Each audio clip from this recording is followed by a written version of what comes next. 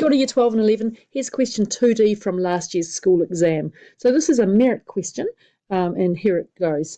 We're given an equation to solve, and it's got fractions in it, but it looks like it's going to be a quadratic, and it is. But we have to clean it up first. So the first thing to notice before we try and get any common denominators is we've got a take away 3 here and a plus 5 here.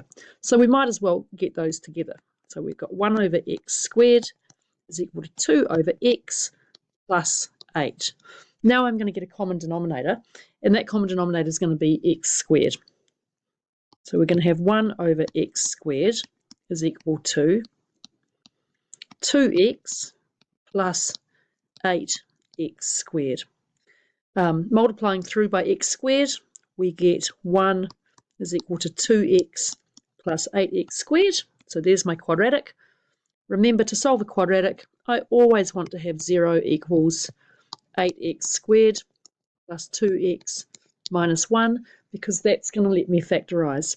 So if I factorise this, we can do this several ways. I know you're probably going to do it on your calculator, but let's just practice grouping. We want two numbers that times to give me -8 and have got a gap of 2. So those numbers are going to be 4 and -2. So we'll break it up like that. 8x squared plus 4x minus 2x minus 1. Factorising the first bit now gives me 4x times 2x plus 1. Just running out of room here. Minus 2x plus 1. So when I do that, I'm looking for this repeated factor. And that's the same as an invisible number 1 in there. So my factorisation gives me 4x take away 1 times 2x plus 1. And remember, we were asked to solve this equation. So the last step we've got here is 0 equals all of that.